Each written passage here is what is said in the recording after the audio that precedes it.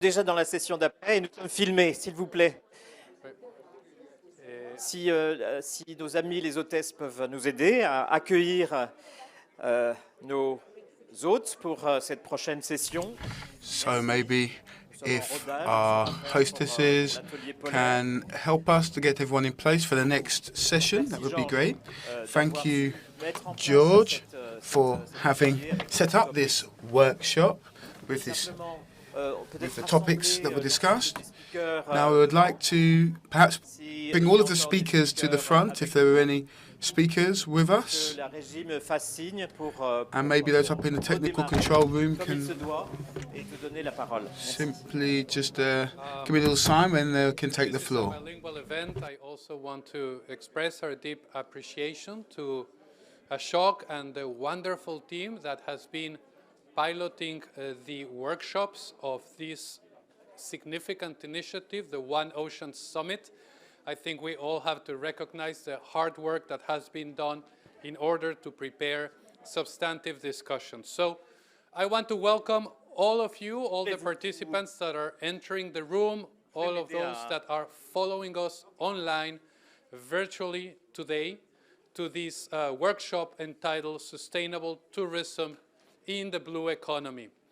As we get our room settled and we get ready for an engaging discussion that will last 90 minutes, I want to start by identifying some of my high-level speakers and some of the participants, recognizing also here in the audience, a wonderful audience that we have here. I can see, for example, Mr. Peter Thompson, Special Envoy of the Secretary General for the Oceans.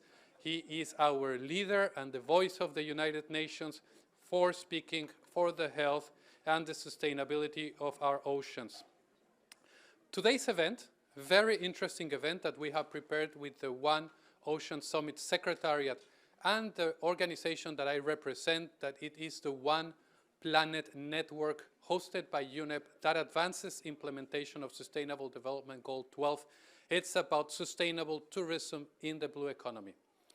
We are going to start our event with two very important high-level remarks, two very important guests that have joined us, that have traveled to be here in Brest today to share their insights and to provide a leadership vision of what a sustainable ocean economy that works for tourism looks like. The first person that I want to introduce and invite to stage is His Excellency, Mr. Sylvestre Radegonde, who is the Minister for Foreign Affairs and Tourism of Seychelles. I want to welcome and invite the Minister to join us when he is ready here on the stage, and also to invite another special guest, a partner in sustainability of the United Nations Environment Programme, who is Madam Zoritsa Urosevic, Executive Director of the World Tourism Organization. I will invite both of you to join me here in stage, if you can, and to please give a wonderful, a warm applause, a hand of welcoming to these two excellent, distinguished high-level speakers. Following their interventions, and just to provide you a little bit of insights, we will then proceed to a panel discussion that will be structured in two segments. The first segment will be focused on policies, and we will have very interesting speakers that are connected already online and will provide insights from countries such as Colombia, Kenya, Palau, on why does it matter to have policies that promote a circular economy that works for the tourism sector and that helps the tourism industry become more sustainable for people and planet. Then we will have a number of announcements and a very engaging panel, physical and virtual panel, with speakers from companies that I will introduce, and you will have the opportunity to ask them questions. So now, speaking in French, je invite les So now I would like to invite the participants who are following us directly, who are connected, to prepare your questions, to send your questions through the chat. And maybe for our participants here, there are many of you here, maybe I would ask you to think about questions that you would like to ask to our participants. And please make sure that they are short so that we can have a real dialogue. So now that we are ready, I would like to begin our event by inviting the Minister for Foreign Affairs and Tourism of the Seychelles to open this workshop and thank him for being here today. I now give you the floor. Welcome. Thank you. Oh, I'm using this one, right? Okay. Thank you. Thank you, Mr. Chair. Ladies and gentlemen, good morning. It is a pleasure to participate in this workshop with so many of you distinguished high representatives from government, international organizations, the private sector, the civil society, high achievers and experts in your own right. This workshop has been convened in recognition of the fact that the destinies of both tourism and the blue economy must surely be intertwined if they are to make the most complete usage of the limited resources at hand, and indeed, if they are going to stand the test of these challenging and unforgiving times in which balance, versatility, and conservation are the buzzwords. Long gone are the days when tourism might have been viewed as a standalone entity, oblivious to other economic activities and to the need for balanced, synergetic integration with other economic sectors and with the dynamics of the fast-changing world in which we now live. Speaking of the integration of tourism in the blue economy, I can only bring to bear the experience of my own country. Seychelles, with its limited landmass of only 450 square kilometers, yet with an exclusive economic zone of around 1.5 million square kilometers, it is evident that our mother ocean should play a commanding role in the composition of our tourism industry and in its future direction. The chief reasons for this is that it requires no drastic deviation from our traditional and main economic activities, while at the same time it remains our largest asset, compensating for our innate limitations in terms of land and land-based resources.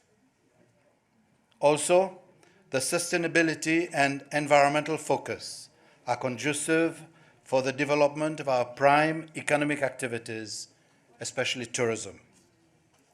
For Seychelles, the appeal of the blue economy is that it offers a holistic approach to the management of ocean-based activities, not least tourism, bringing more synergy and congruence to our national objectives that cuts across multiple sectors. For Seychelles, the blue economy bottom line is to find the correct balance between conservation and socio-economic development. Ours is both a fragile economy and an equally fragile environment, neither of which can withstand under or over exploitation of resources. From our national standpoint, implementing a blue economy can be employed to mitigate threats such as climate change, pollution, and overexploitation, all of which are increasingly impacting on our tourism, while providing innovative solutions for our nation's socio-economic advancement. Mesdames et messieurs, ladies and gentlemen, our main objective is to foster a transformation and a socio-economic transformation that is sustainable. We must do this through diversifying our economies and moving towards emerging sectors such as those of renewable energy, marine biotechnology, and extractive industries. And this will also mean we must continue to work in some of the traditional sectors, such as port activities, marine activities, fishing, and tourism. All of this will only be possible if we are able to show the real added value of our activities and to increase our effectiveness and efficiency and to work hand in hand with different stakeholders. There is still some work that needs to be done to integrate the concept of the blue economy into tourism activities. Tourism activities can greatly benefit from the history and culture of a maritime world. And all of this so that we can diversify the added value, enhancing the current tourism activities and creating new ones. For example, those that focus on the therapeutic elements of our oceans. We need to have innovative financing initiatives such as the Blue Band, the Blue Bonds, excuse me. That is to say, the first types of bonds of their kind in the world. This shows how the Seychelles is addressing the issues linked to its marine environment, socio-economic and environmental issues. These precious assets can also contribute to tourism and can also contribute to sustainability. They can also help us to continue to protect our marine areas. And indeed, here tourism has a major role to play. I would conclude by saying that the blue economy represents a shared opportunity for all of us. As small ocean island states, we need to really focus on how we can better manage what these precious assets that we are lucky to have. And indeed, looking towards the future, we must, of course, take full opportunity that are presented to us. Thank you, ladies and gentlemen. Merci beaucoup. Thank you very much, Minister, for your statement. Now, I would like to address this panel as the One Planet, as head of the One Planet Secretariat. It's really an honor for me to be able to give the floor to Zoritsa Urosevic, who is Executive Director for the UN World Tourism Organization. You have the floor, Madame. Bonjour. Hello. First, I would like to thank France for having taken the initiative to create this summit. I would like to welcome all of the different participants, their colleagues. Thank you for setting up today's workshop. I am French, but I am also from the Seychelles as well. And that's such a wonderful coincidence. So I am very touched to be able to share with you the vision of the World Tourism Organization, tell you where we are and where we are heading. Tourism connects us. For coastal population, the ocean is a part of their culture and heritage. 40% of the world population live within 150 kilometers from coastal area. The ocean economy supports the livelihoods of more than 3 billion people on the planet, almost half. And tourism represents 40% of the world's ocean economy. So we are very grounded, and there is really a reason why we are here today.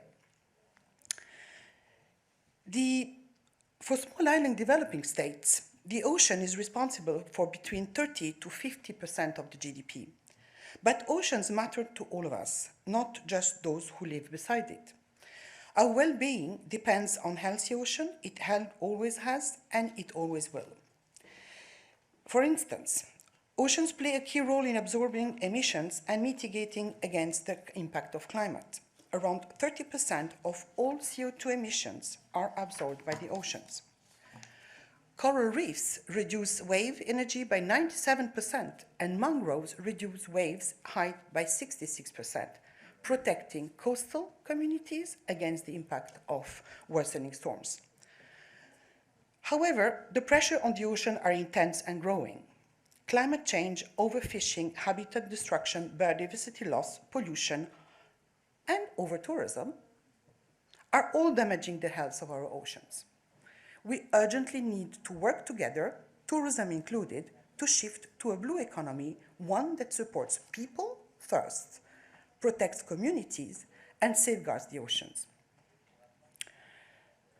And about half of tourists choose a coastal destination for the vacation. So in 2019, we had 1.5 billion tourists, international tourist arrivals. I'm not speaking about domestic tourism, which is even 4 to 5 times more than international tourism. And half of those people go in coastal and marine area. So we need to care about what opportunity the ocean provides us, but as well what the future can bring us. Before the pandemic, the export value of the maritime tourism sector measured was 1.12 trillion, supporting millions of livelihoods. And I think we always have to go back to that. Planet is important, oceans are important, but people are the most important. And I think that everything we do, it has to be people-centered oriented. We are the one damaging and we are the one protecting. Coastal and maritime tourism plays a significant role in the economic prosperity of islands and coastal community, but it plays as well a key role in the preservation of oceans by providing financial incentives and mechanisms to protect coastal and marine ecosystems. So let's look at a couple of examples. Before the pandemic, every year around 600,000 people spent more than $300 million just to watch sharks. These tourists supported 10,000 jobs. What's more, 70 million trips were made to reef each year, again supporting jobs and businesses providing valuable funds for conservation. But we can and we must do more. Tourism needs to play a more active role in protecting coastal and marine environment as part of the wider recovery from the pandemic. Besides the benefit of our sector offers with regards to the development of infrastructure and facility and its role in supporting livelihoods, now it is also the time to address some big challenges.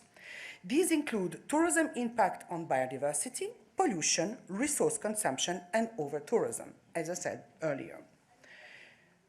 We have seen that with the pause of international travel during the crisis, comes a once-in-a-lifetime opportunity to rethink and to restart and make tourism work for people and the planet. And this is our commitment today with our development partners, and I think that everybody in this room would support this effort or is part of it. At the core of the blue economy is the decoupling of socioeconomic development from environmental impact. Shifting to SCP patterns can drive the transformation of our economic model. The One Planet Sustainable Tourism Program, led by the World Tourism Organization, with the government of France and Spain, and of course, in collaboration with the United Nations Environment Programme, aims to accelerate the integration of sustainable consumption and production patterns in tourism policies and practices. For example, we are working to establish circular economy principle as a central part of the tourism value chain and ecosystem. One way of achieving this is to stop plastic pollutions at the source. And I can just tell you a small story. There were plastic bottles here on the table, and they have been removed. Thank you, Virginia. Pollution can damage how tourists see a destination. In extreme cases, it can lead to beaches or resorts being closed. WWF studies show that the tourism sector in the Mediterranean loses up €268 million each year from plastic pollution. Addressing this is one of our priorities, therefore. In January 2020, UNEP and UNWTO, in collaboration with the Ellen MacArthur Foundation and with the support of the French government, again, very committed, launched the Global Tourism Plastics Initiative. The The initiative addressed plastic pollution and supports tourism stakeholders to shift towards a more circular model for plastics. It promotes innovation to ensure that the plastics which remain in use are reusable, recyclable, or compostable, and circulate to keep plastics in the value chain and out of the environment. We have over 100 stakeholders from the tourism sector that have joined the initiative, and I think we will have some more today, right? And you would be learning about it during the roundtables that will follow the intervention. Let me recall that the connection between circularity and overarching challenge of climate change.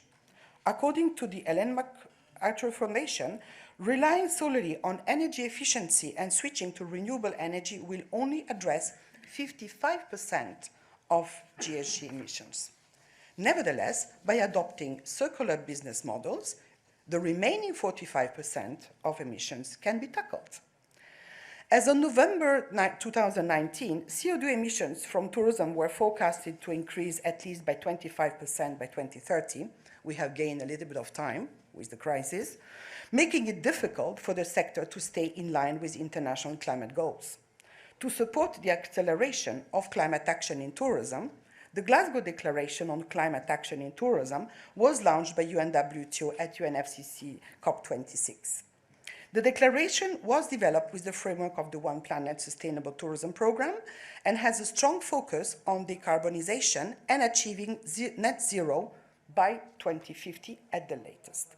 At the same time, the declaration is calling for regeneration, for restoration of protection of ecosystems, including marine and coastal ecosystems, to support nature's ability to draw down carbon, as well as safeguarding biodiversity, food security, and fresh water supply.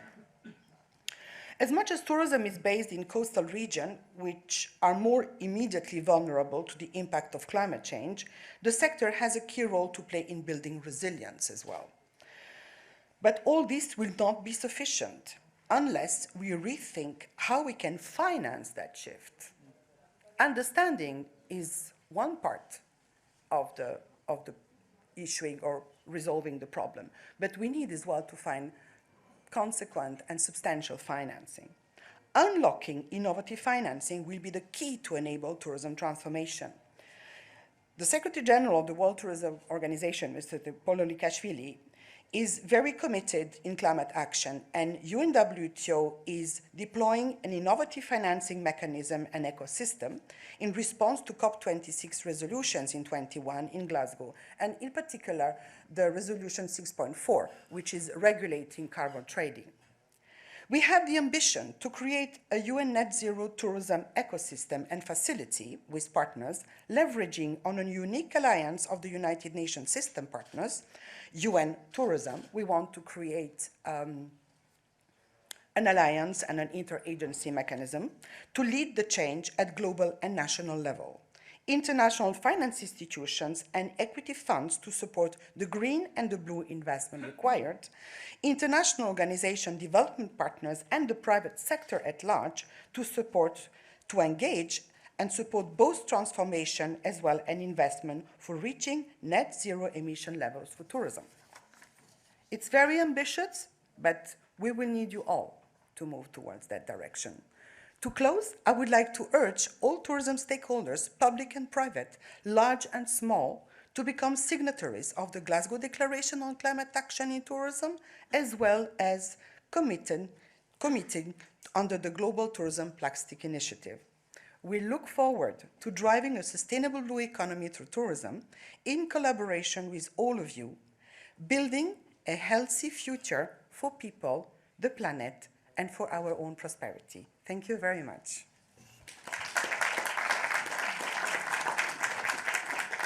Thank you so much, Madam Urosevic, for this inspiring speech, for the leadership of the World Tourism Organization, for advocating for sustainable business models within the tourism industry that serve people, that serve planet. Now, without further delays, I want to invite three very special guests that are here with us today and that will be accompanying us throughout our panel discussion.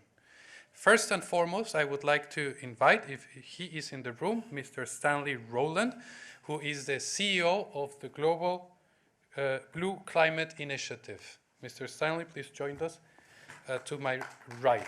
Let's give him a hand.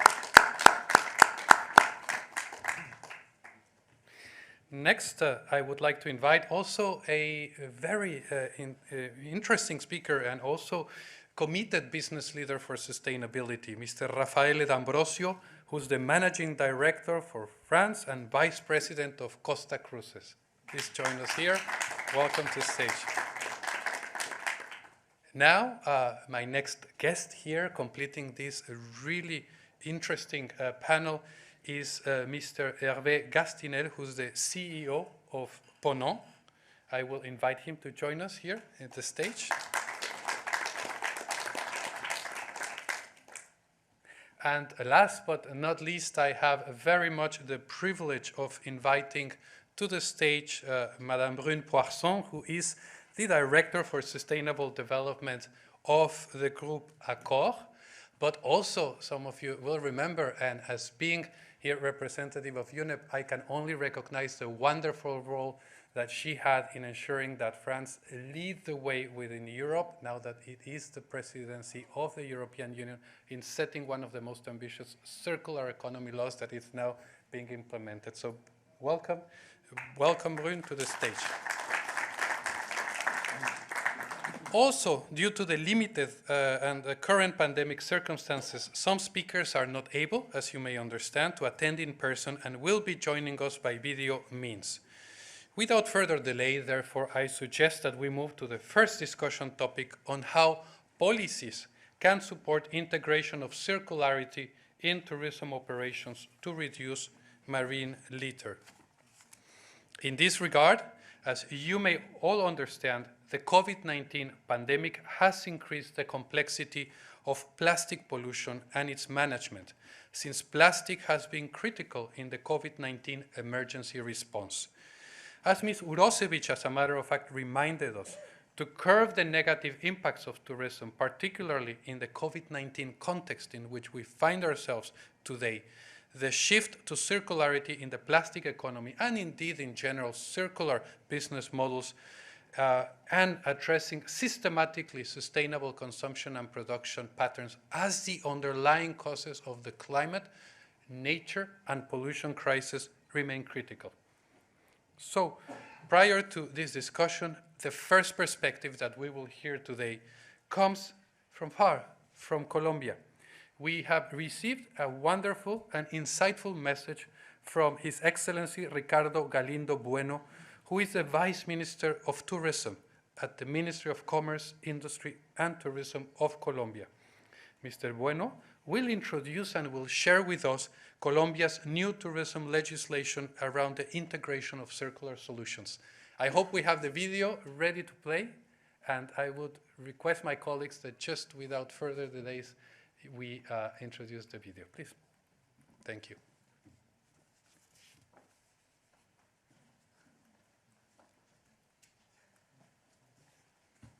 As we like to say in Zoom meetings, we need to unmute the minister. By thanking the government of France for this opportunity to attend the One Ocean Summit. We believe that sharing our experiences between countries allow us to learn from each other, all working towards the same goal. As leaders in public policy development, we have a duty with the world to work constantly for the protection and conservation of our resources and oceans. Colombia, as the second most biodiverse country in the world, privileged by its natural wealth, its geographical beauty, and the variety of its ecosystems, have understood the importance of constantly working for the conservation of our main heritage, our diversity. For this reason, the Colombian government, in conjunction with the different national and international organizations, has formulated a series of policies focused on the protection of our oceans and their species. We are faithful believers that the development of programs and projects which are worked for hand in hand with the communities are an essential part of the path to the conservation of our natural resources, which we have the duty as Colombians to know, preserve, and manage sustainably. As a result of arduous work from the Ministry of Commerce, Industry, and Tourism, we have been advancing on a series of measures aimed at the protection of our ecosystems. We understood that the development of sustainable tourism is an opportunity for the industry and a responsibility of Colombia as a whole. Because of this, we formulated the country's first sustainable tourism policy called United for Nation.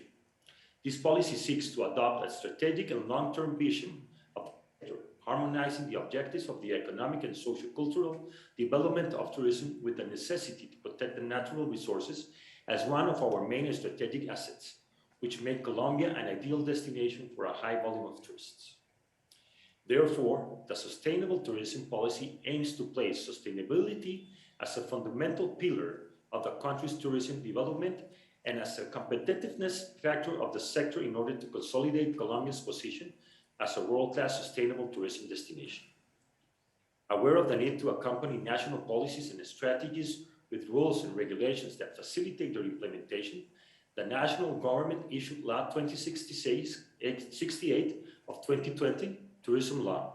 One of the main objectives of this law is to promote sustainability and encourage the implementation of mechanisms promoting the conservation, protection, and use of tourist destinations and attractions with the creation of incentives that strengthen our standards and the adoption of measures to promote the transformation of the tourism sector. For such purpose, the law introduced new definitions and principles of the tourism activity to guarantee its sustainability, highlighting the responsibility of the tourism value chain to protect the integrity of the ecosystems and natural attractions in which it is developed, guaranteeing the well-being of the local communities. The law also contemplates a series of measures aimed at strengthening an environmental management of tourism, including the country's participation in the Global Tourism Plastics Initiative, the development of sustainable tourism action plans in the territories, the implementation of strategies to protect the country's coastal areas, and the development of strategies among the public and private sectors regarding mitigation and adaptation to climate change. To subscribe to the Global Tourism Plastics Initiative, the Viceminister of Tourism formed an alliance with the United Nations Environment Programme, which is one of the leaders of the initiative, and the Worldwide Life Fund for Nation Conservation in Colombia. The objective of this alliance with the development of United Nations Environmental Programme resources and action plans to reduce plastic pollution and promote a circular economy for plastic products in the tourism sector. This plan seeks to have a clear line of action that can be implemented by the Vice Minister of Tourism to effectively comply with the commitments of the Global Tourism Plastics Initiative when it is signed. Where are we? To this date, the action plan has been received from the United Nations Environmental Plan Program and WWF Colombia, along with the communications strategy. This action plan was socialized with the different stakeholders from the public sector, the private sector, academy, and civil society, who participated in multiple working groups held in the late October and early November 2021, in order to advance in the identification of possible actions to be implemented from within the tourism sector. Along with these initiatives, over the years, we have worked on the development and implementation of a series of regulatory instruments aimed towards development of sustainable tourism in the country.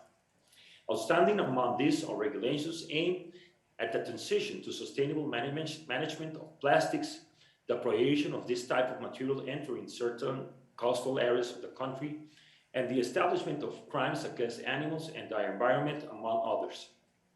We know that we still have a long way to go, but we remain fully committed to working together with other national and international organizations, as well as with all communities for the conservation of our ecosystems. In this way, we can make Colombia a sustainable, responsible, and friendly tourist destination that we are all able to enjoy.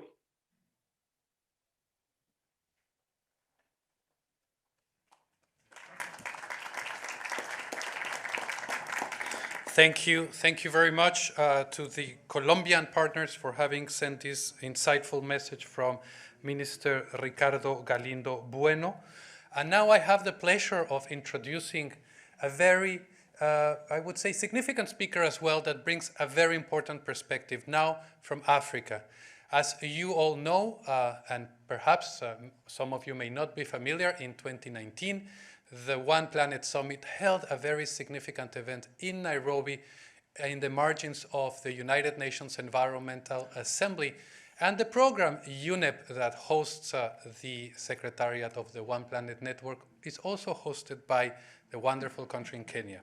Our next speaker is Her Excellency Professor Judi Wakhungu, who is the current ambassador of Kenya to France, but also the former Minister of Environment and Wildlife of Kenya. Madam Wakhungu has therefore a wonderful on-site experience on how to manage conflicts and issues of sustainable tourism, but also working with communities closely and leading the way in addressing plastic pollution. So without further ado, I would like us to connect us with Her Excellency, Ms. Judi Wakhungu, who is waiting to share her insights with us today. Hi, Judi. Welcome. Bonjour à tous. I hope you Good morning, everyone. Yes, we can hear you. I am delighted to join all of you today.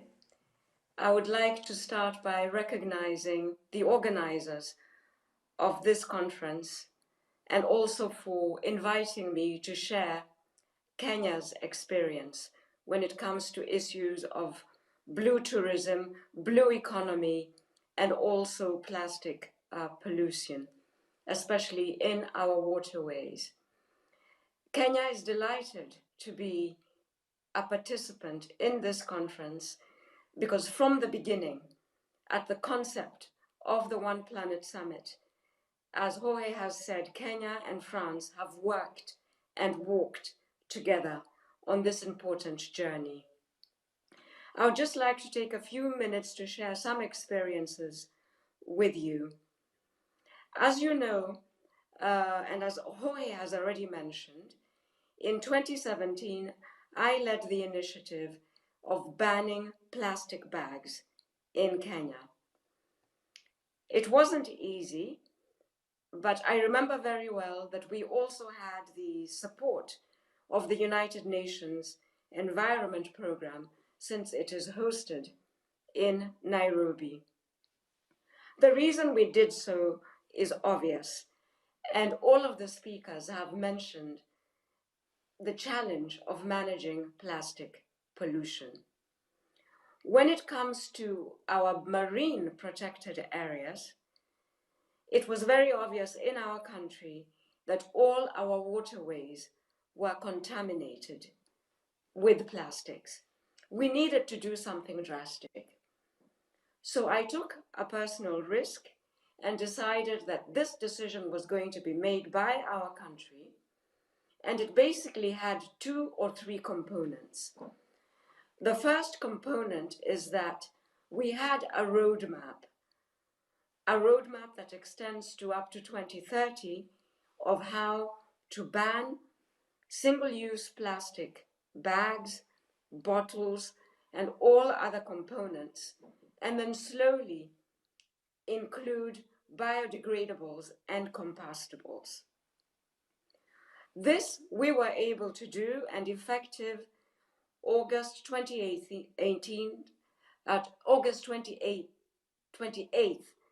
2017, if you fly to Kenya and you're about to land, the first announcement you will hear is that single-use plastic bags are not allowed in Kenya.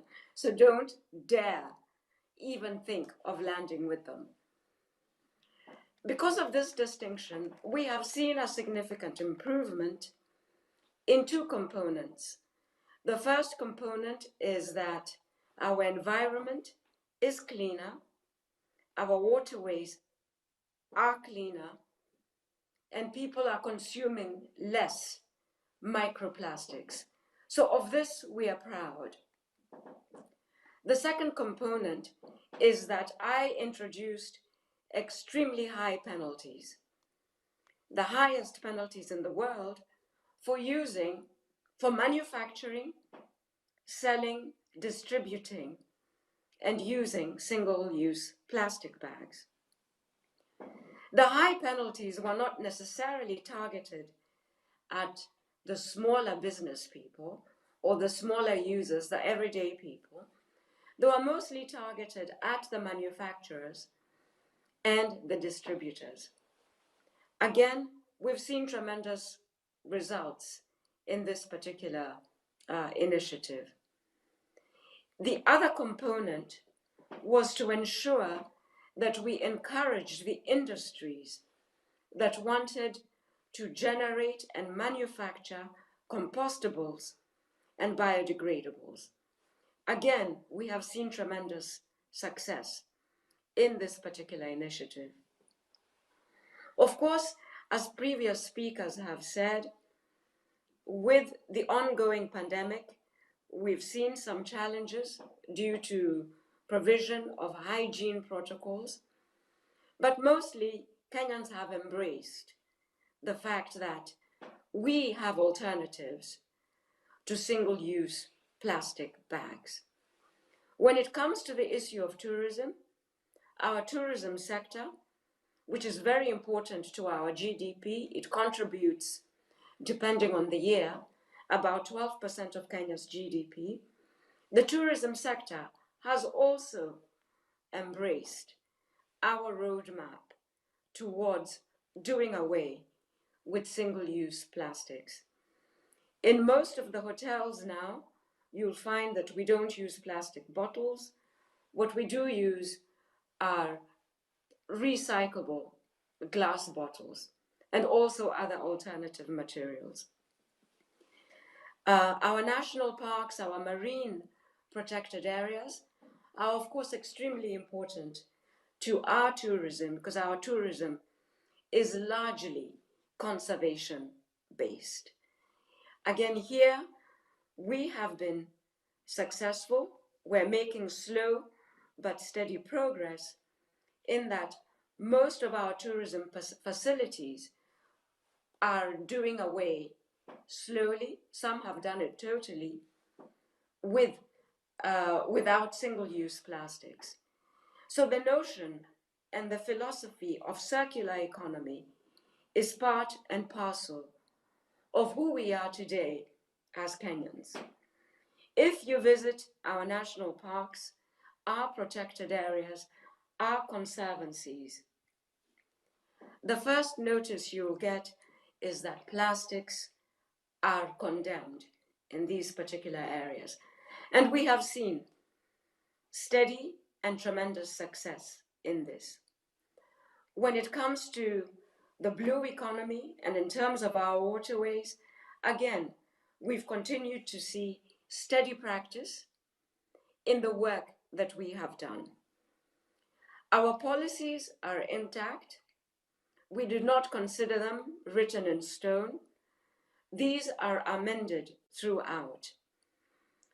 As one of the first African countries, if not even globally, to be able to develop this roadmap of doing away with single-use plastics that we have implemented, we have worked directly, and we continue to do so on a daily basis, with many other countries in the East African region, in the Horn of Africa, through the African Union and beyond, to share our experience and the importance of banning single-use plastics and the importance of embracing a blue economy.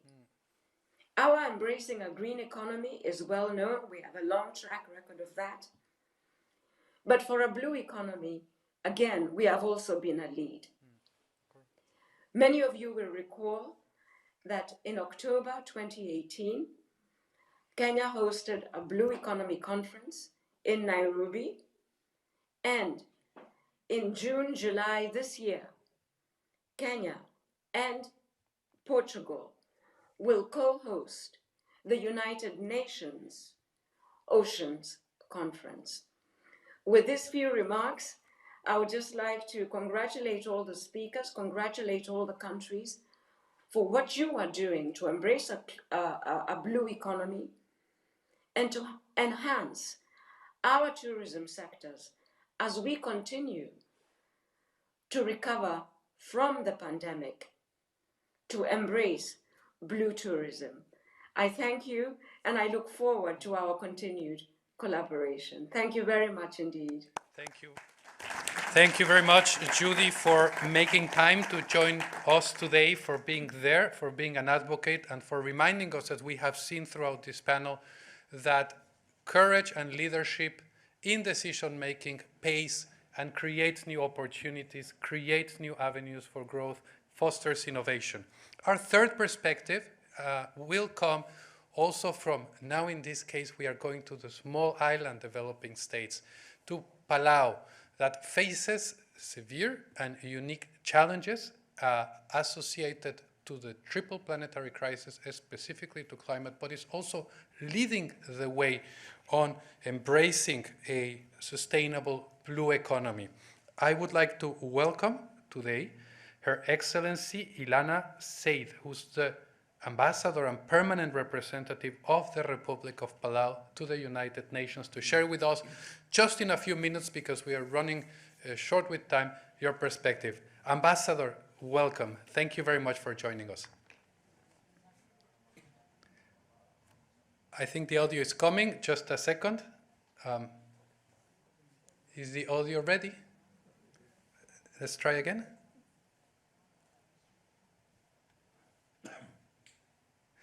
You can start your intervention, Excellency. Oops.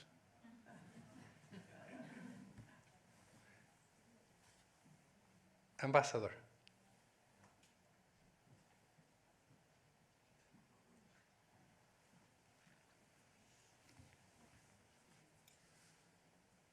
Hello?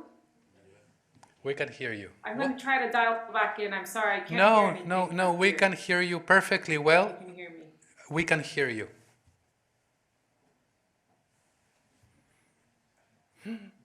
Well, I think we're all familiar with this situation, no, aren't we? This last year, it has been a bit of the constant dynamic. We apologize with Her Excellency, the Permanent Representative of Palau. As we get, what I proposed is that as we get the connection ready and we test it again, we, in order to maintain the momentum of this discussion, what I suggest is that we move to a very important announcement that we're going to be hearing today. Today, and this Ocean Summit, it's also not only about leadership, about courage, but also about commitments, right? And we have seen, heard a number of commitments, a number of announcements. And today, we have the pleasure of inviting Mr. Stanley Rowland, who is the CEO of the Blue Climate Initiative, which is an organization that has been doing amazing work on accelerating ocean-related strategies to address the climate crisis. Mr. Rowland will make a very special announcement today, as a matter of fact. He will announce the winners of the Blue Climate Initiative, which is a $1 million Ocean Innovation Prize, on behalf of Richard Bailey, who is the Chairman and CEO of Pacific Beachcomber.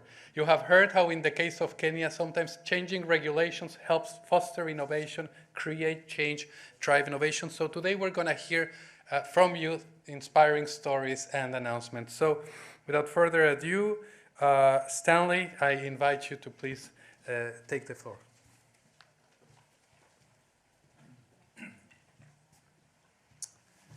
Thank you very much. Well, today it's my pleasure to announce the winners of the Blue Climate Initiative's $1 million Ocean Innovation Prize. These amazing projects demonstrate practical solutions to preserve and restore our oceans and also to aid in the battle against climate change. But today's workshop is focused on sustainable tourism. So I wanted to put the Ocean Innovation Prize and the Blue Climate Initiative in context and go back to its origin, which is in sustainable tourism in French Polynesia. So today the Blue Climate Initiative worked globally on ocean-based solutions to climate change as a flagship program of the United Nations Decade of Ocean Science for Sustainable Development. But our roots are in the heart of the Pacific, French Polynesia, and a very small but spectacular, beautiful atoll by the name of Tetiaroa. Tetiaroa was Marlon Brando's nirvana, and it's where today we've built the Brando Resort. We acquired the atoll of Tetiaroa about 10 years ago, and our goal was to use it to create a model for sustainable development and for it to demonstrate the remarkable power of sustainable tourism. So here's a few things we did before we even built the resort. First, we put 90% of the atoll into a permanent nature reserve. Second, we worked with the government of French Polynesia, which has been a wonderful partner of ours, to limit the fishing in the lagoon so that the lagoon could be restored to a nursery for the surrounding waters. Third, we established a nonprofit organization to act as the steward of the entire atoll and to conduct conservation, scientific research, and education programs, not only for guests coming to the atoll, but also for the local community, working with local elders, local experts. And the fourth, we built $1 million research facility to host scientists coming from around the world to conduct research on ocean-related issues. And then we donated that facility to the nonprofit organization. And then we worked with scientists, the local community, local educators and others to develop a conservation sustainable use plan, to develop a vision for the future of the atoll, and to ensure that throughout our stewardship of the atoll, we adhered to strict environmental standards. We did all this before we even built the resort. Then we built the Brando Resort with a goal of demonstrating that luxury and environmental responsibility are not mutually exclusive. The Brando Resort is not only one of the most beautiful and idyllic resorts in the entire world, but it's also one of the most environmentally advanced. Let me demonstrate that. So for one thing, for air conditioning, we use seawater. We use seawater air conditioning throughout the resort. This reduces our energy needs for air conditioning by 90% and overall energy needs for the resort or the entire island by 60%. Then of course we have solar power, but we also use coconut oil fired generators for backup energy. We have an innovative wastewater treatment system that uses wave power, the wave technology, as well as plants for cleaning. Then we've created intricate passive solar heating and water collection system, have an organic garden, and then we have an architectural design and layout that blends the entire resort into the natural environment so that you can't even see the resort if you're offshore. So I did many more things so that we could create this sublime luxury in a carbon neutral environment. And then our goal, which I think we've established quite well, is to demonstrate that we not only are not causing any damage to the environment, but we're improving the environment. So we work with organizations like Te Mana Te Moana to help to improve the care and protection of sea turtles, and we've been able to demonstrate that the sea turtle population has actually grown since we've built the resort, and now the sea turtle population is flourishing on the island. I should also mention that working with Dr. Sylvia Earle would become a Mission Blue Hope Spot. But we believe that this was not enough. So we have to do more. We have to do more, something about the most pressing environmental issue that perhaps humankind has ever confronted, and that's climate change. So that's why we launched the Blue Climate Initiative, so that we could have a global impact upon this issue. And in this May, in partnership with the French Polynesian government, we're holding a summit in French Polynesia on ocean-based solutions to climate change and marine protection. And this is going to be co-hosted by Prince Albert, Dr. Sylvia Earle, Nainoa Thompson, Laura Turner, Mark Benioff, and other ocean champions to be announced. So that's a little bit of background of how the emergence of this. We're trying to use sustainable tourism as a base to be able to launch a global initiative to have a meaningful impact on climate change. So at this point then, I'd like to use a video to announce the winners of the Ocean Innovation Prize. And I'll keep my fingers crossed. We have a little bit more luck with technology here. So perhaps we could launch the video on the winners of the Ocean Innovation Prize. Have you ever wondered how the ocean can help solve the climate crisis? The ocean holds unique and powerful solutions, and innovators are now unleashing them. The winners of Blue Climate Initiative's $1 million Ocean Innovation Prize are demonstrating the amazing powers of the ocean in the fight against climate change. Symbrosia is creating an all-natural seaweed snack for cows that reduces their enteric methane emissions by over 90%. We completed the world's first commercial trial on an organic sheep farm and saw 75% reduction in methane. Let's use this incredible ocean resource to solve livestock methane emissions once and for all. Biobag transforms seaweed into bioplastic without using any hazardous chemicals. We decrease plastic waste pollution and CO2 emission. We improve the livelihood of seaweed farmers by securing seaweed demand continuously. We are the last generation who still have a chance in a very short time to save our Earth. SMO Solar process bioenergy with carbon capture and utilization technology turns sargassum into energy and valuable carbon capturing products. Sargassum is one of the species with the fastest growth, absorbing 7 times more CO2 than the Amazonian forest. These 3 seaweed-based solutions rose to the top from among 236 applicants and 21 semi-finalists of the Ocean Innovation Prize.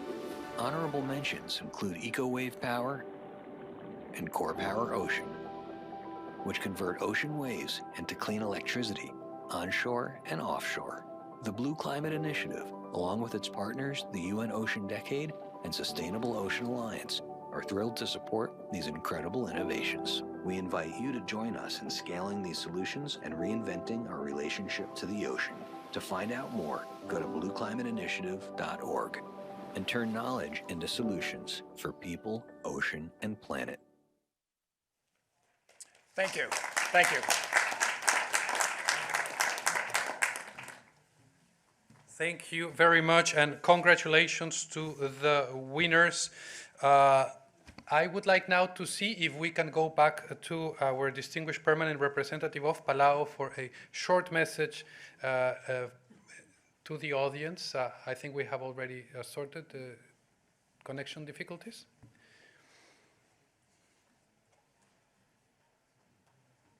Ambassador Ilana, Seid. Hello, can you hear me now?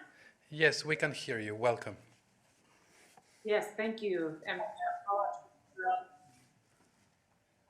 for the feedback. Let me see if I can turn.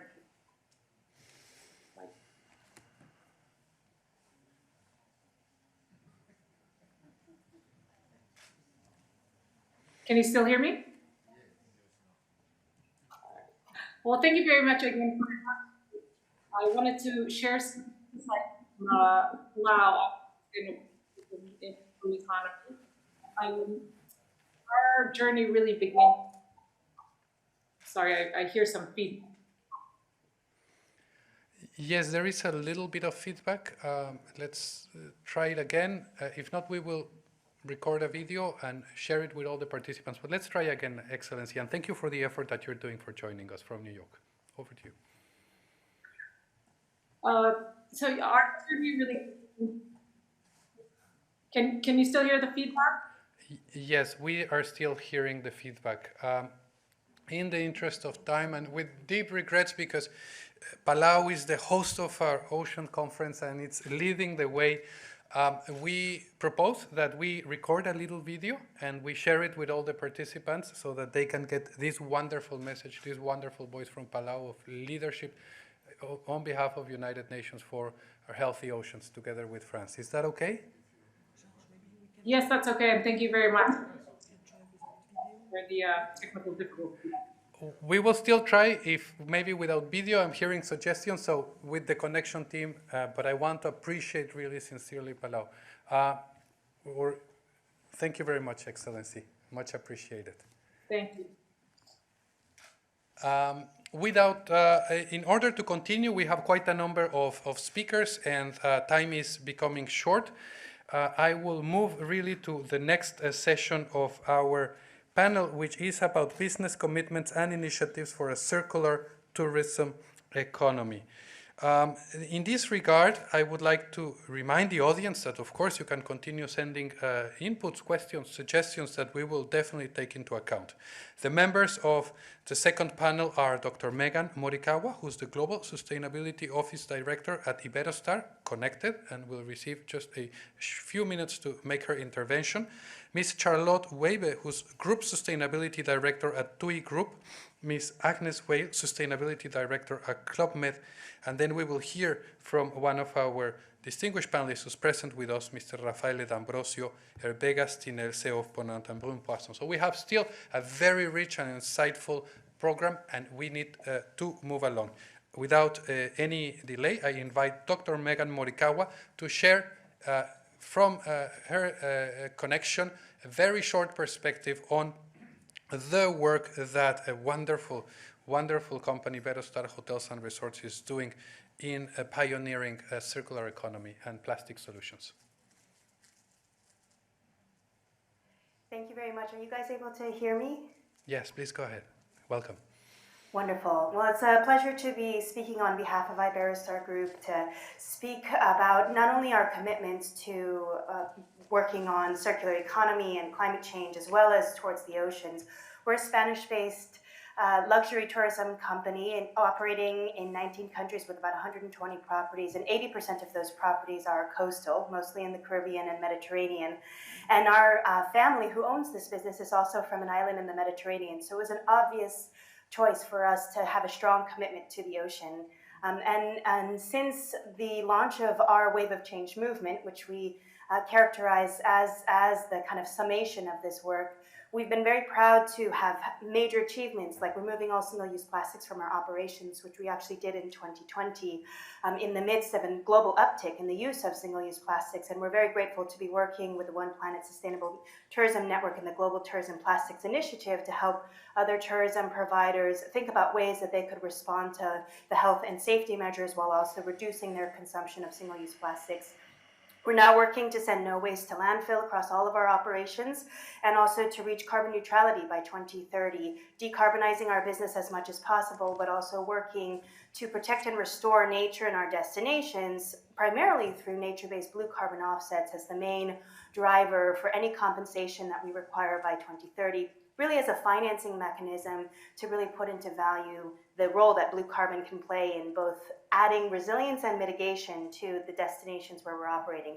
We also have many commitments that have to do with our supply chain, including circular economy commitments, which look at the contents of the materials that we're bringing into our destinations in line with our objectives to send no waste to landfill, but also in seafood sourcing, since we are also working very closely with a product that both celebrates and values this as a resource. So we have a commitment to have 100% responsible sourcing of seafood by 2025, 77% of which we were able to achieve last year with GSSI benchmarks, sustainable certifications, Monterey Bay Aquarium Seafood Watch ratings, and fishery improvement projects, and are now starting to work on our own development of fishery improvement projects or fishery improvement initiatives in our destinations, working on frameworks to be able to expand how small-scale fisheries gain access to market in touristic destinations.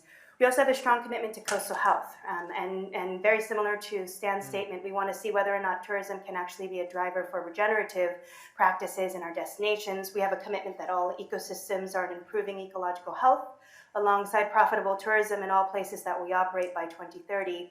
That means working on finding the business case for the protection and restoration of nature, whether that be large-scale reef restoration programs, which is actually the area that I have my expertise in, and doing a PhD in coral reef restoration at Stanford, to see if we can actually look to boost the coastal protection through the effective multi-species climate resilient restoration of reefs in destinations where those are relevant. Also looking at integrating mangrove and coastal dune protection as part of that work, looking at climate adaptation through our nature-based carbon offset program, and then also finding ways that people can connect to the nature in these destinations by discovering and building these connections on their vacation. I think above all, we're very excited to be talking in a conference like this, one that has been a long-awaited super year for the oceans, kicking off our commitment to the decade of science that we need for the ocean conservation that we require as humanity.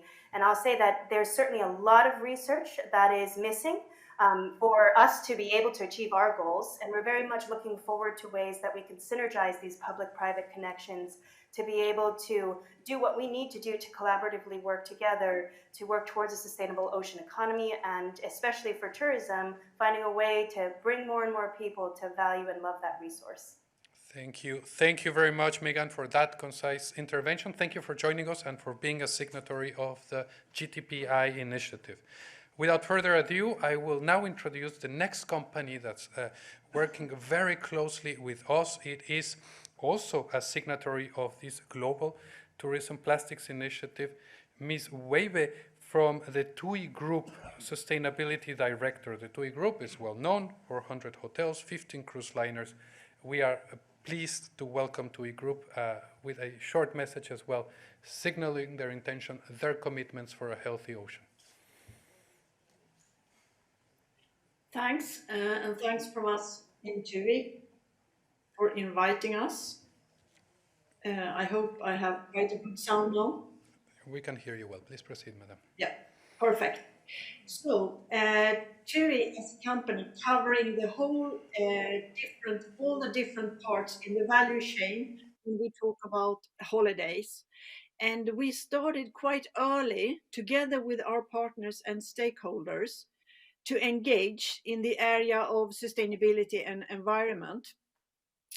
And we have in our sustainability agenda, because we have called it agenda, because we would like to emphasize that this is so much bigger than only a strategy. We talk about 3 different building blocks. We are a strong believer that people are the difference that makes the difference also in this area.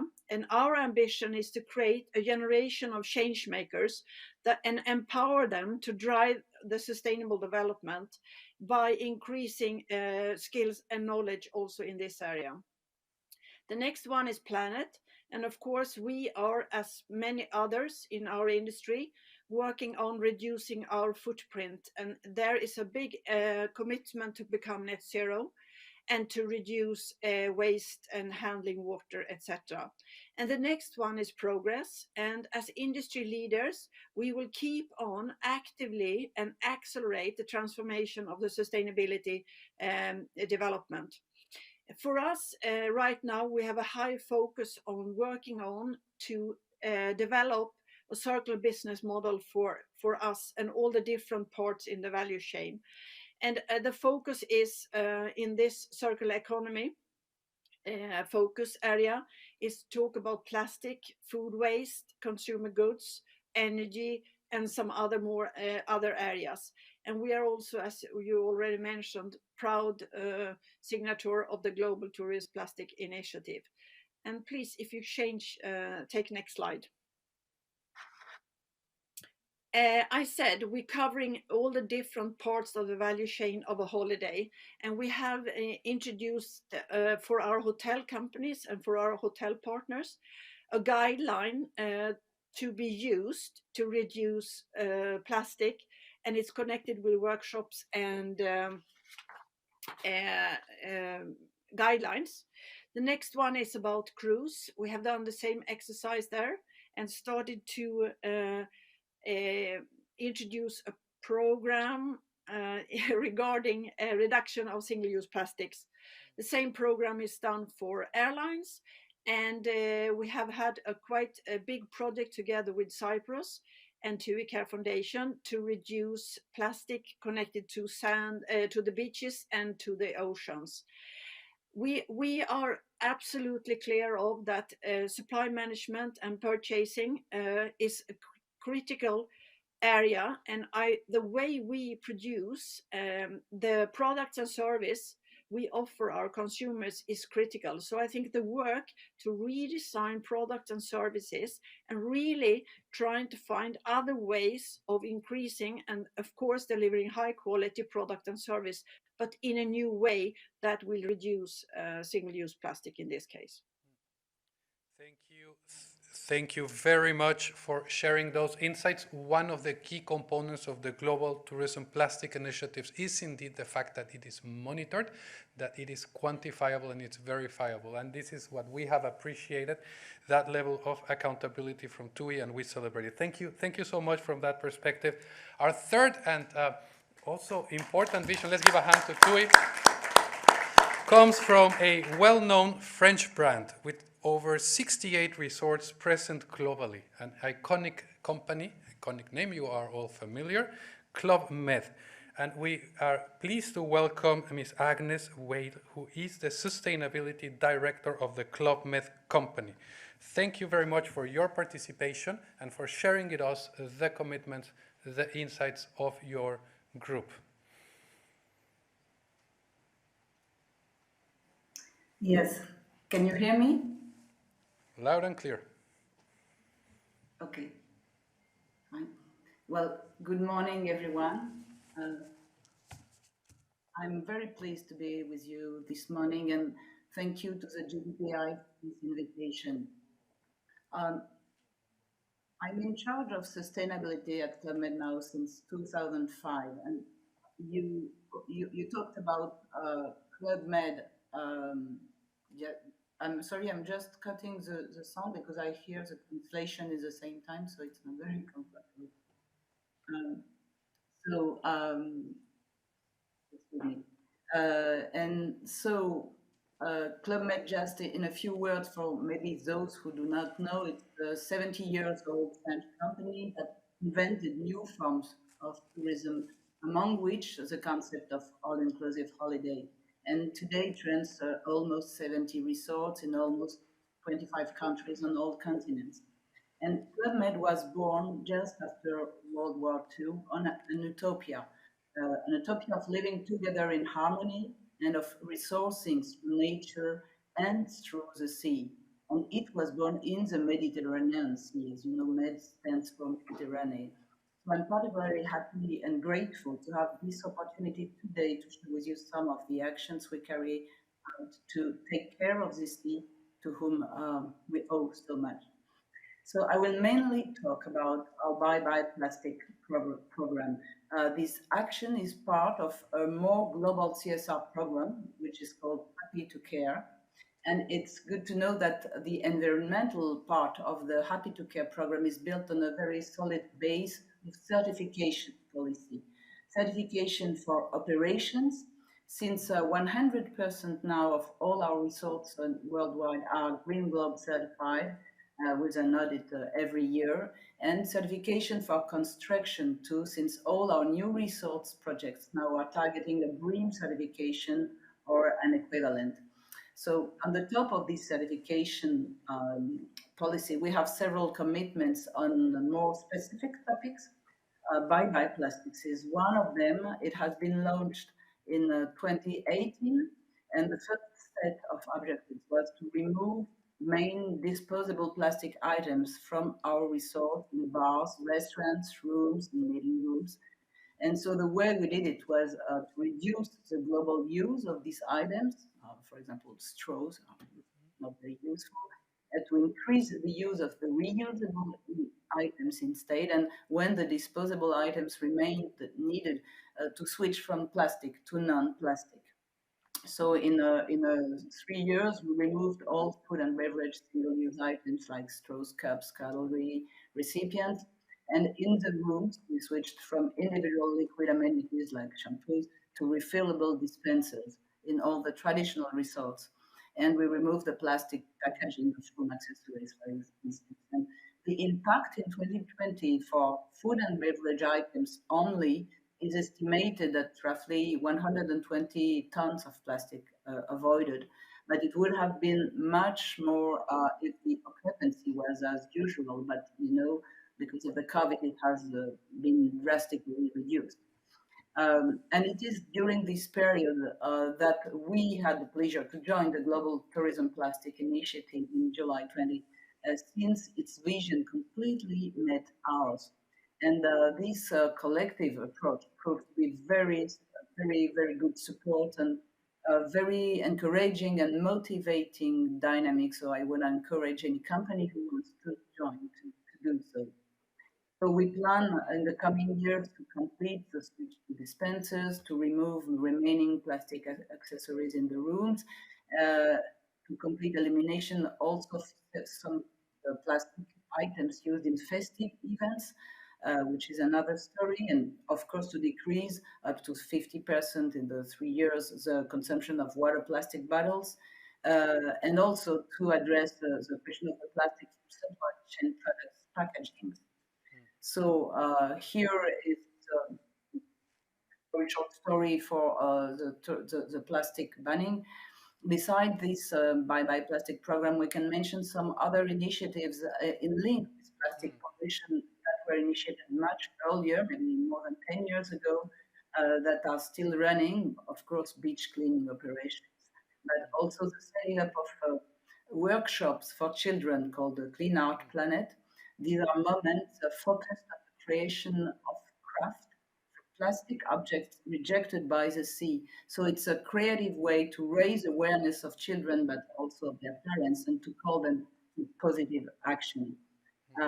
And we are also proud to say that we support from the very beginning the adventure of a scientific association called the Expedition Med, which is a French NGO pioneer in the study of microplastic pollution of the sea.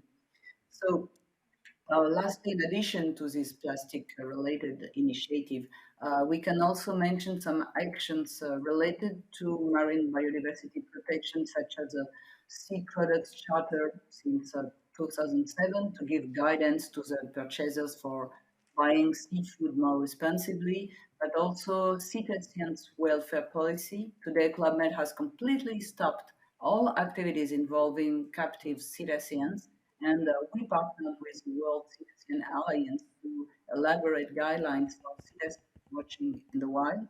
We also have, since 10 years, a Marine Turtles Guide for resorts operationals, because to date, 5 of our resorts are considered as nesting sites. We have one in Seychelles too. And to finish, I would also like to mention our Green Farmers program that supports local producers in agroecological practices. And we hopefully extend this program this year to fishermen too in Seychelles. So happy to say it, Mr. Radegonde. So we are on the way.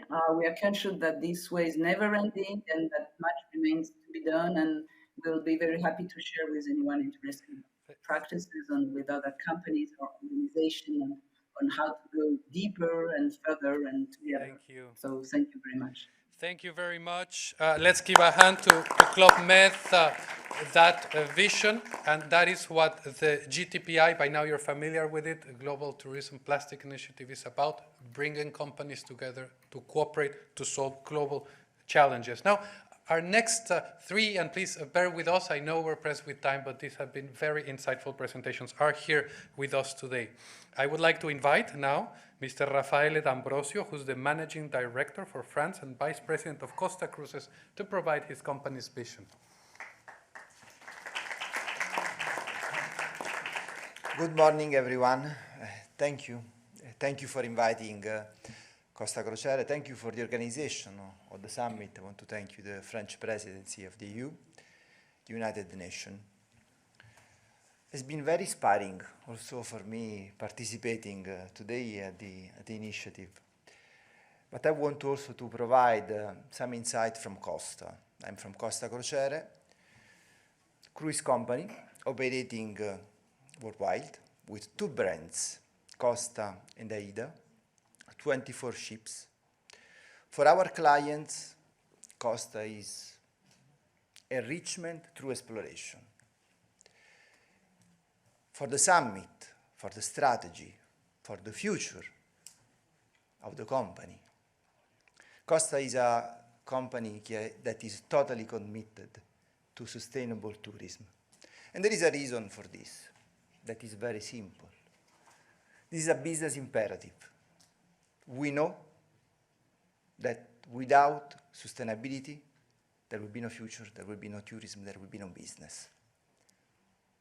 And this is the strategic framework that is connecting strategy, business, and what we are doing. Is something that is not in the domain of communication, as we all know, is something that is not in terms of trend, is in the matter of business sustainability.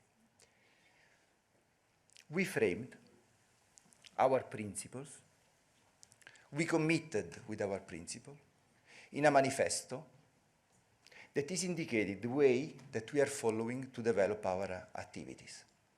Is open to our stakeholders, and we invite everyone to sign and to join us, to help us in moving forward with this.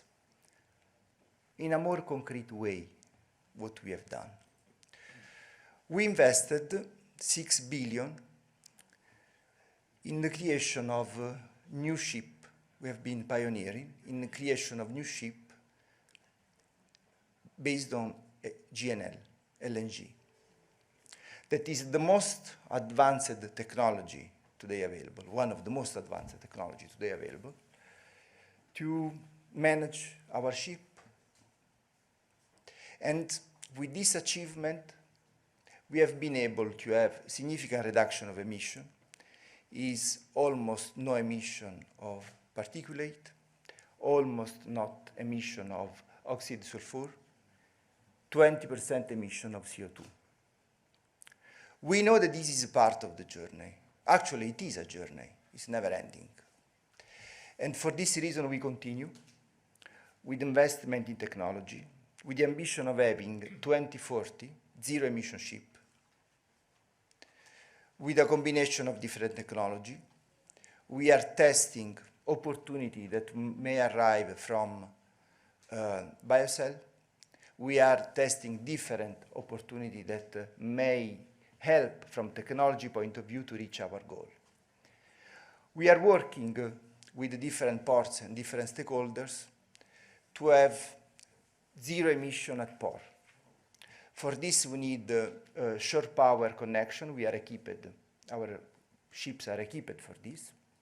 And I want to take here the opportunity to thank you also, France and Marseille port, because we are working with them and to have, we hope soon, this opportunity also in Marseille and in France, as for other ports.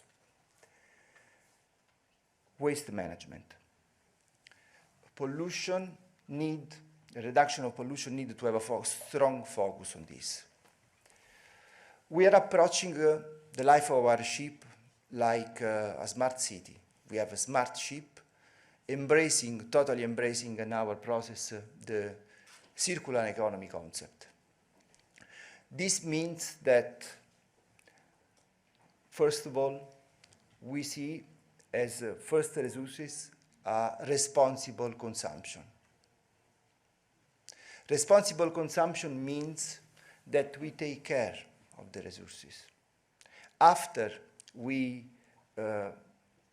collect all waste for recycling shoreside, what we believe that responsible consumption has paramount importance.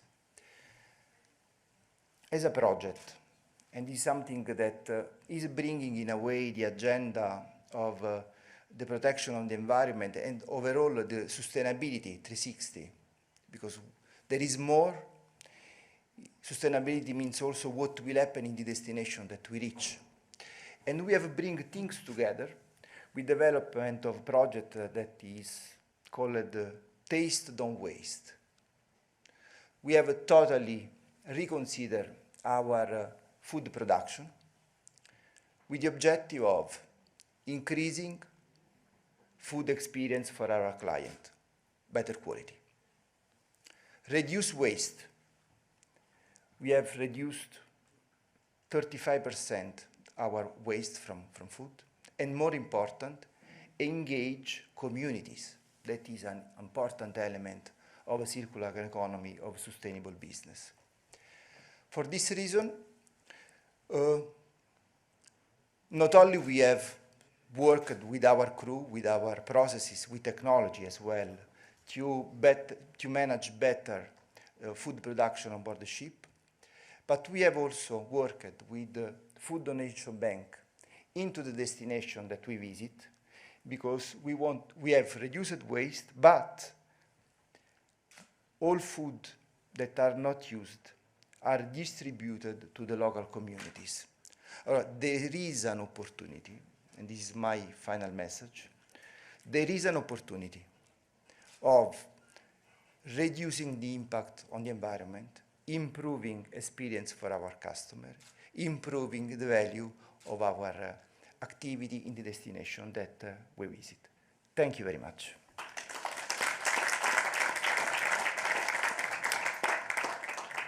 Thank you very much to Mr. D'Ambrosio for sharing the journey of Costa Cruces, and we within the One Planet Network Sustainable Tourism Program look forward in walking that path with you as you advance. Our last two speakers are very important and will provide very important announcements and commitments, and we are pleased that they have made the effort to be here with us today, and I am now privileged to invite them to take the floor. The first one is the CEO of Ponant.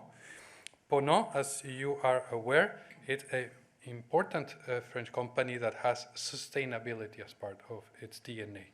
So we are eager to learn about the projects of Ponant that we will hear from its CEO, Mr. Gastinel, who I've already welcomed to the stage. It's my privilege to give the floor now to you, Monsieur Gastinel. Vous avez la parole.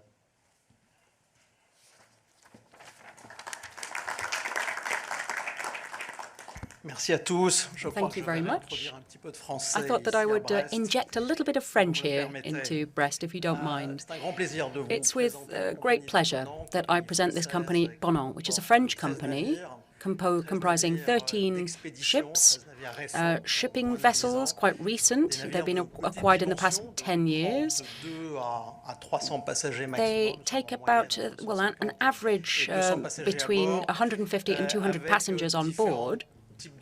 And there are different types of energy that powers them, whether we're talking about sailing ships or marine gas-fueled with low levels of sulfur, and also liquid gas, or hybrid models as well. So what's very important today is to share some of the results that we've seen and what our tangible commitments are for the future. I think that's what's important about a summit like this. I know that's why we're all here, really. We're here to talk about proposals and good intentions. And what's important to us is that we, as private operators, are clear on what we are prepared to sign up to and what we've already worked on and achieved in the past. The first commitment that it seems important to state before you is that, of course, we are checking what we measure. Data is essential, and also data sharing is even more essential. Anything that we can do to try to compile information about our environmental footprint is essential. It's also important to share it and have it audited, and also make sure that it is audited by NGOs, by third parties in a neutral position.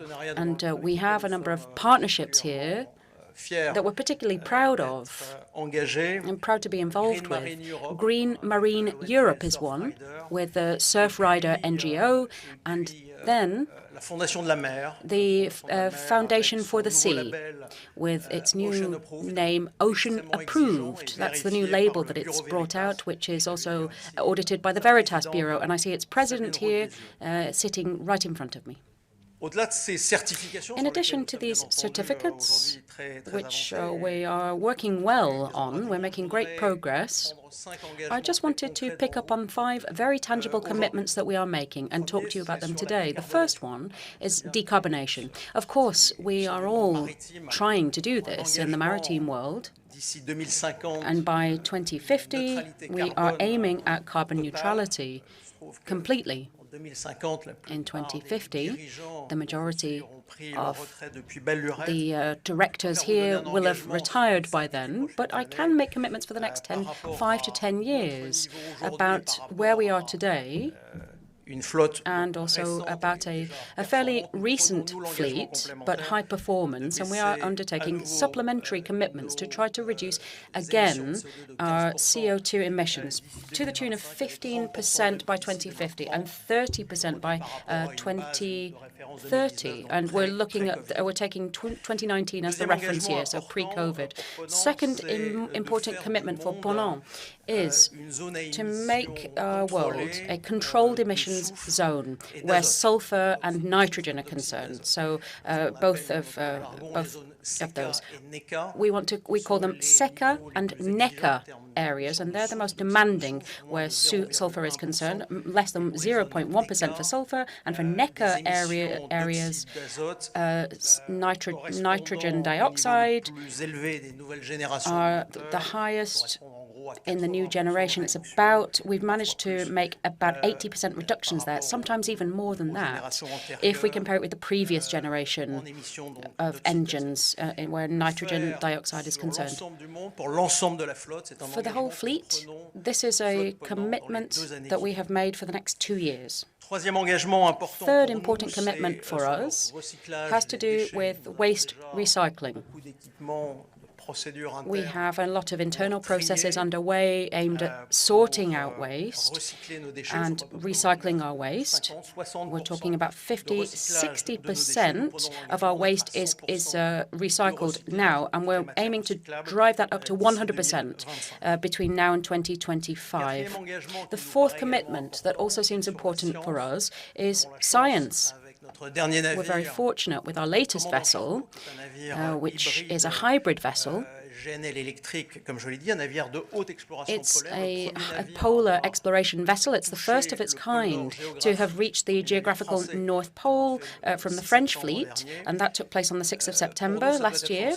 For us, this is a vessel that we look on with opportunities, and that's why we've equipped it with high investments in scientific laboratories on board and the scientist teams on board as well. We're very, very happy to be able to to introduce geographers, biologists, climatologists, etc., and to invite them on board as well. A number of agreements have already been signed with major French and international laboratories. The fifth commitment, and after that I'll leave it there, I don't want to abuse my speaking time, but the fifth commitment has to do with plastics management and eliminating single-use plastics as of 2022. And this is an opportunity that we believe is within reach. Sometimes we might sense some reticence even among our own passengers, but that is what we've committed to do this year. And we are particularly happy to be able to take this summit as an opportunity, this One Ocean Summit, to sign an agreement on the Global Tourism Plastics Initiative with other stakeholders as well. Therefore, I hope I've given you a good summary of the commitments that we have undertaken. Thank you. Thank you very much, Mr. Gastinel from Ponant, for those 5 very tangible commitments, and also also joining the family of the Global Tourism Plastics Initiative as well. That takes us about up to 50 who have signed up to be part of this initiative and manage plastics on a sustainable basis in tourism. It's important now that we move to another very relevant call for action. The goal, as you all know, of the One Ocean Summit is to raise the collective level of ambition of the international community on marine issues and to translate our shared responsibility to the ocean into tangible commitments. I would say tangible, quantifiable, verifiable commitments. Those are the words that we like. As such, I am honored to give the floor to Ms. Brune Poisson, who's the Director of Sustainable Development at Accor, who will introduce us to an ambitious, systemic and innovative actions that the Group Accor is taking as well, and present us an inspiring call for action. This will cap all that we have heard from many companies, many actors, many leaders, and this will be the call for action that will conclude our panel discussion.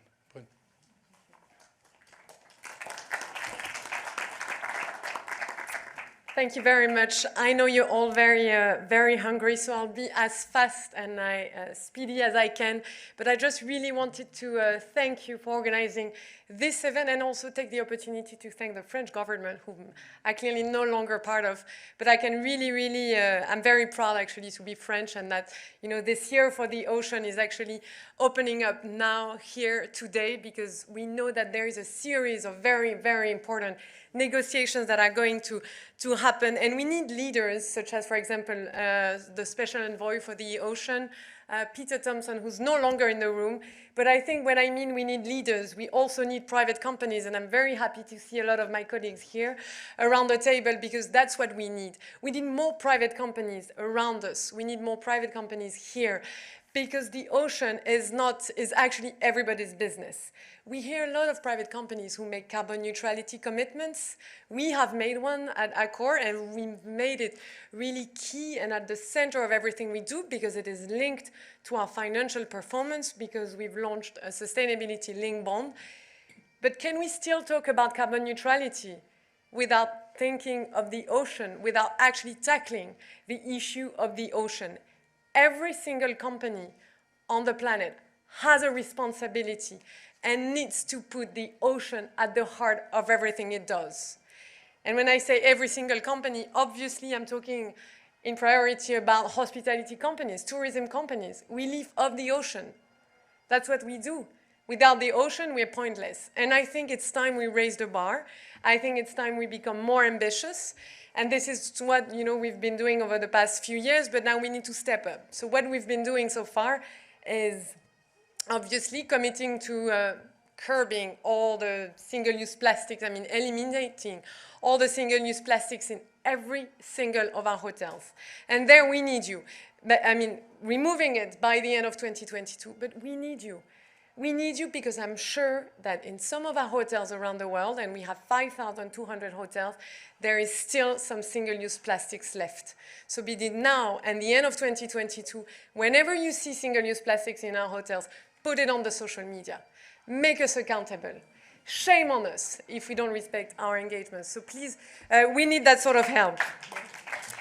And I can also encourage you to join the UN Global Plastics Initiative. We've been a member of it. I'm very glad some of my colleagues are as well, but we needed to make it a bigger and wider movement, clearly. And I want to call on my French colleagues, former colleagues, the Member of Parliaments, please be as ambitious as you can when it comes to the implementation decree of the anti-waste law. We need it because we have a special responsibility as being French.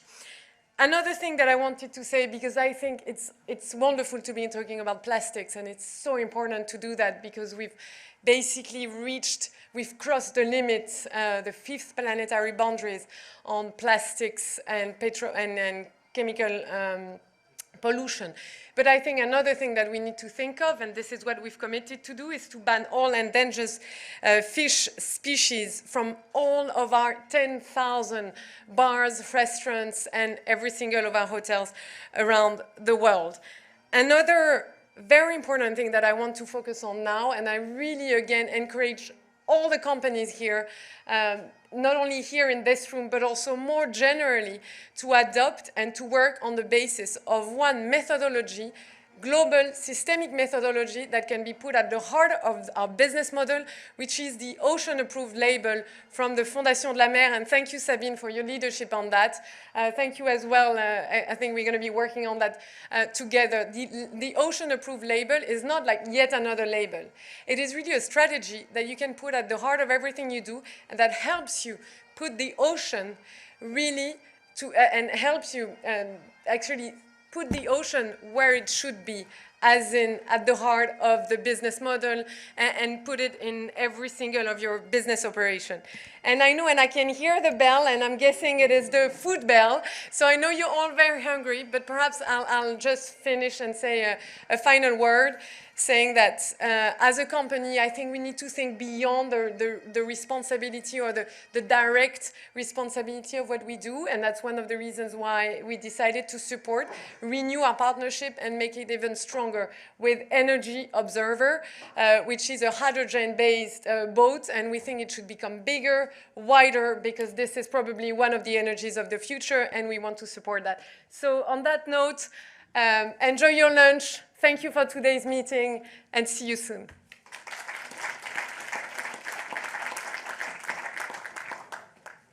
Merci beaucoup, Brune, non seulement pour avoir annoncé des importants engagements, very much for having announced this important commitment, but also for having made my task easier as a moderator with this conclusion. And it's really what we need. We need the private sector to continue to play a leadership role, very clearly. So I have the honor to organize the organizers of the One Oceans Summit for having given us this platform to make these announcements and these commitments on the part of governments and the private sector. Thank you once again to the Minister for Foreign Affairs for the Seychelles, who was following this debate very closely, as well as the Executive Director of the World Tourism Organization. And that is really the UN agency that we are working with very closely. Now, unfortunately, time is against us. We have to close this session. It's going to continue. Of course, discussions will continue in the future days. You can, of course, approach the participants to speak about specific aspects of their initiatives. I would also like to thank the audience here in the room and online. And thank you for your support and your commitment during this workshop. Thank you very much.